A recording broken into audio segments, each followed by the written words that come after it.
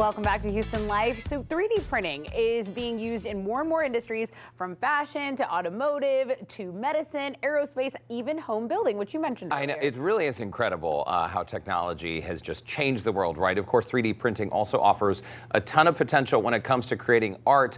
Lauren Kelly is in East River today, just east of downtown, giving us a close-up look at Rootlab Design Agency. And Lauren, that car behind you is so cool. I mean, Derek and Tessa, let me just make things clear. This is not only a 3D printing space. These guys do everything from bottom to top, start to finish. Logan Beck, you're the co-founder here at Rootlab. Hey, congratulations on 10 years. Thank you. Thank you so much. And why don't we give our viewers just a little bit of a background about some of the things you guys do here? Sure. Yeah, we're a custom design and fabrication studio. We kind of started out making sculpture and furniture for friends, and then quickly the projects grew larger and larger. Now we primarily do museum exhibitions, large-scale public sculpture, and also apparently art cars. We're psyched about this one. Okay, so for our viewers, just a couple of months ago, we were at the Houston Museum of Natural Science.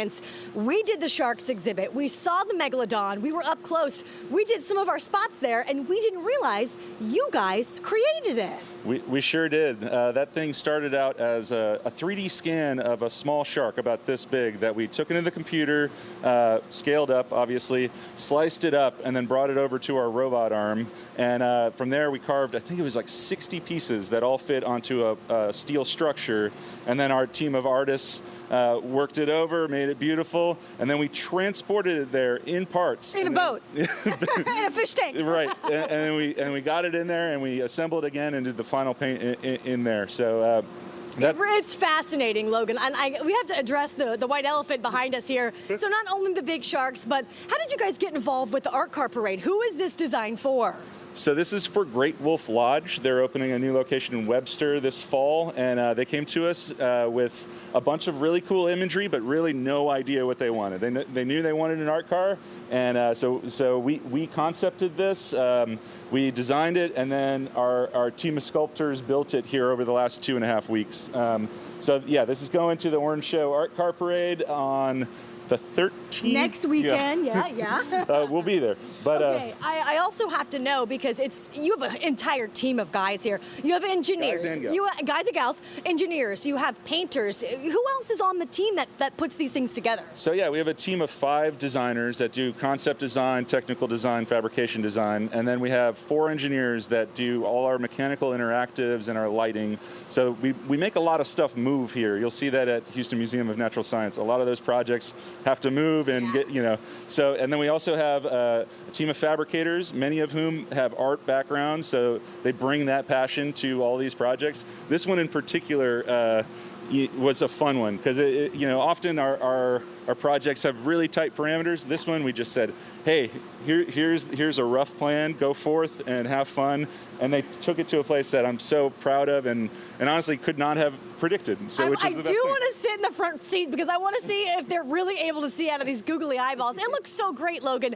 And this is just the fun part about the job, right? Because you get to create things that people don't necessarily know how to make it, but you sit down with your team and you guys come up with a plan and you create it. Yeah, we are problem solvers. Often companies come to us with, hey, we have this idea. How do we make it real? Yeah. That's what we do. We make it real. And we use a variety of means and methods, all the way from digital design through crazy robotic arms, which we'll see later. And speaking of people that came to ask you to design something, maybe one of our fun Houston rappers, Slim Thug, might be doing something special with you guys. We're just putting the word out there, Slim. You got to come on and come finish the deal, right? Yeah, I hope Slim comes back. We discussed a project earlier this year, and we're excited to potentially do it. And yeah, Slim, if you're hearing this, shoot me a text. Just text him. Yeah, just text him. All right, you guys don't go anywhere, because Logan, is it okay if we take a look at that robotic arm coming up in just a bit? Yeah, let's do it. All right, we'll take a look at all the other things that it does, just a little bit of what it does.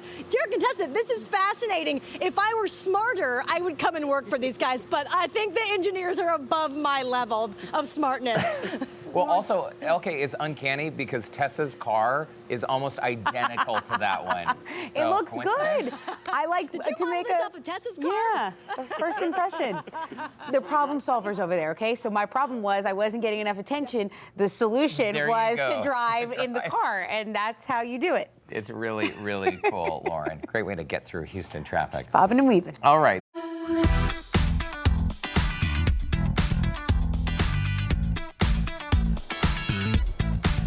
Now, where was this machine when I was growing up and needed it for a school project? We're here at rootlab today. It's the ultimate design studio. We're in the East River area. And Logan Beck, you're the co-founder here. We've just been chatting about how technology has come into play so much over the last however many years. And some of the equipment that you guys have is just state of the art, like this guy behind us. Yeah, it's a big part of our process. You know, everything we do here gets designed in 3D and then it gets broken apart. And design really is the language that we use to communicate both to our team and to all the robots that we also call members of our team. So yeah, this is our 7-axis KUKA robot arm. Okay. It's got a linear track, a rotary table, and we use it for mainly carving foam, sometimes wood, sometimes other weirder materials. Weirder materials. So we can go big, we can go small, we can go in between. We've got a project over here. Well, yeah, let's come over here. I'm going to step in here while the machine is off because we don't want it to kind of come and move around in our face a little bit. But tell me a little bit about these pieces and where are they going? So these peacocks and this ornate column are going to a museum in Florida called Vizcaya. Okay. So these are actually going to be masters for molds, and they're going to cast concrete parts off of these. So this was carved on the robot arm in 4 parts. So the column was cut in half, and it started out with a 3D scan that we got, and then we carved it in full detail here. So and the rest of your team will buff it out. They'll paint it. They'll put all the appropriate add-ins on these things. So if this were the final thing, yes. Okay. What we did do was hand detail it to get some of the detail that we couldn't get out of the robot. But these are actually going to be used for a mold making process. So it's not going any further than this. But we do a lot of stuff where we start here. Next is a bunch of painting and finishing and then installing. Look, it's a lot better than any of the paper mache, Logan, that I've done. I want to come on this side of the robot over here. So this is a very unique piece of equipment, but let's talk a little bit about this little piece and how it has been important into what this machine does too. Yeah, so this is actually a test. This is the first time we've ever carved hard wood on the robot arm, and it's what I find really interesting about it is it's a unique shape that you can't really get to with traditional woodworking tools. So we had a mill worker come to us and say, "I have all the woodworking tools, but I don't know how to make this." So we've been testing some ideas on how to make these crazy curves. It's going to end up as a molding for a grand ballroom. I also want to point out, as you're talking about using some of those utensils against the wall there, those are, if you would, change it out like a screwdriver head, right? Yeah, so those are all our mill, end mills and ball nose bits and all that kind of stuff for actually carving in a variety of materials. So they're kind of scary when they're on there, which is why we don't have one on there. Very sharp.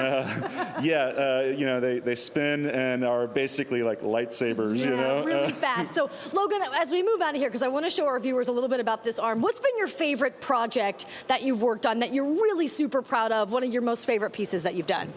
Well, we just completed a ton of work for Houston Museum of Natural Science for their new chemistry and physics hall called Matter in Motion. And one piece there was really, really cool, and it was a fun challenge. It was a walk-in brain. So it was a human brain, but big enough to where you can walk inside of it. And so the outside obviously looks like a brain, and it has all sorts of cool lighting on it. And then you walk inside, and the inside's all projection mapped, and it shows you how neurons work, and it's awesome. But that was over 100 robot arm carved pieces that we did right here. And how long did it take you? Oh, too long. So just for our viewers, this machine basically can go up, down, all around to anything that you guys need to carve. Yeah, so right now we've got it just doing a routine that we have just to show kind of the capabilities and how it moves. But typically a part is put on the rotary table here in the front, and it spins as the robot arm moves around it, carving it. I'm just so fascinated because to me this thing looks like an actual being. Like I feel like it's looking straight at me. It might come after us if we're not careful. Well, thank you for sharing your art with us today. This is so cool. Best of luck and happy 10th anniversary. Oh, thank you so much. We're excited to be on. Yeah, Appreciate it. I'll put a link up to you guys at HoustonLife.tv. But this is the rest of the crew. I wanted to make sure that you guys acknowledge the rest of the crew. It's not a one-man job. This is just half the team. No, this is about a fourth of the team. Just a little bit of the team. So thank you for sharing your day with us. Rootlab.com is the website. Derek and Tessa, I'm going to send it back to you guys. But how cool was that? Beyond cool. I mean, cool is an understatement. It's fascinating. Shout out to the team there. Shout out to East River as well. That robot, it looks like it could talk to you. That's what's next. That's what's next, and we're gonna get it to fold laundry. Ask them about robots folding laundry when you get some time. That's all we want. Okay, Lauren. That other stuff is thank you so beautiful. much. Beyond. It is fascinating. Beyond. For sure. Yeah. Okay, when we